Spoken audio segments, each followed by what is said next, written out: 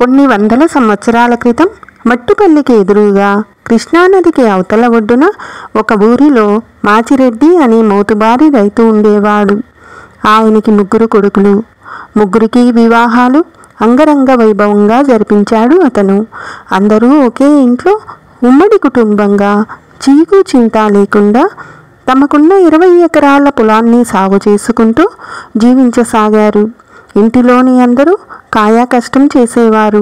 ఒకరోజు మాచిరెడ్డి తమ పంట భూమిలో అనుములు విత్తడానికి కొడుకులు పనివారితో కలిసి అరకలు కట్టుకుని వెళ్తూ పెద్ద కోడలైన భవనాసినీదేవితో, అమ్మా, మేమందరం పొలానికి వెళ్తున్నాము, నీవు తొందరగా వంట ముగించుకొని అదిగో ఆ విత్తనాల మూట తీసుకుని పొలానికి రా అని చెప్పి వెళ్తారు.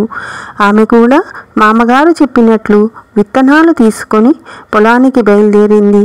దారిలో శివనామస్మరణ చేస్తూ వెళ్తున్న జంగమదేవరలు ఈవిడను చూసి తల్లి భిక్షాం దేహి అని భిక్షను అడుగుతారు. వారి ముఖంలో ఏదో తెలియని వచ్చెస్సు తొణికిసలాడుతూ ఉంది.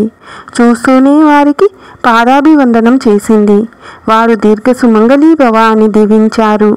మాత, మేము చాలా దూరం ప్రయాణం చేసి వచ్చాము, బాగా అలసిపోయి ఉన్నాము, ఏదైనా భిక్షను వెయ్యండి అని అడుగుతారు వారు. దానితో ఆ ఇల్లాలు తన దగ్గర ఉన్న అనుములన్నింటినీ వారికి ఇచ్చి వేస్తుంది. వారు ఆవిడని దీవించి వెళ్ళిపోతారు.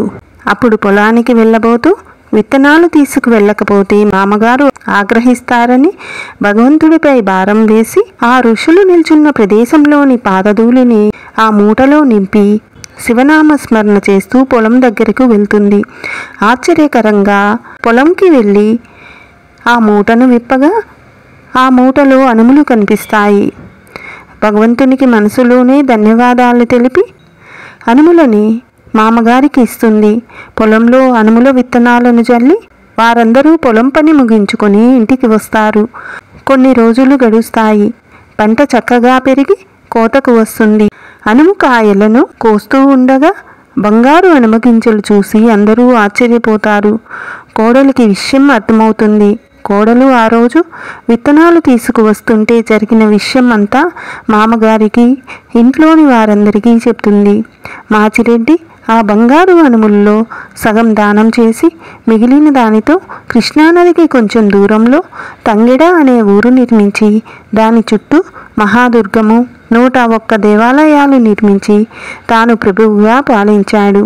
తంగేడు గ్రామాన్ని, చుట్టూ ప్రాకారాన్ని, భవనాసమ్మ బావిని, బంగారు అనుములను ఇప్పటికీ దర్శించవచ్చంటారు.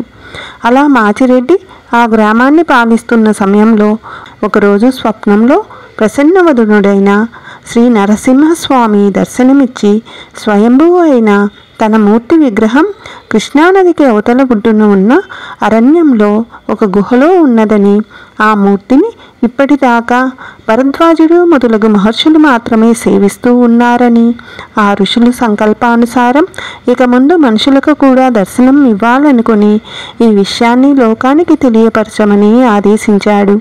మరునాడు మాచిరెడ్డి స్వామి ఆదేశానుసారం అరణ్యంలో వెతకగా స్వామివారి విగ్రహం కనిపిస్తుంది.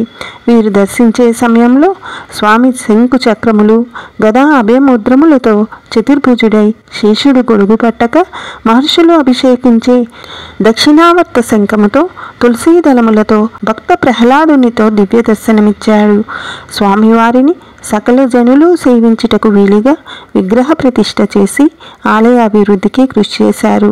ఇదే మోటుపల్లి శ్రీ లక్ష్మీ నరసింహస్వామి క్షేత్రం అన్నాలయంగా పేరుగాంచినది. ఓం శ్రీ లక్ష్మీ నరసింహాయ నమః. ఇలాంటి మరిన్ని వీడియోల కోసం నా ఛానల్ని సబ్స్క్రైబ్ చేసుకోండి మరియు బెల్ ఐకాన్ని క్లిక్ చేయండి.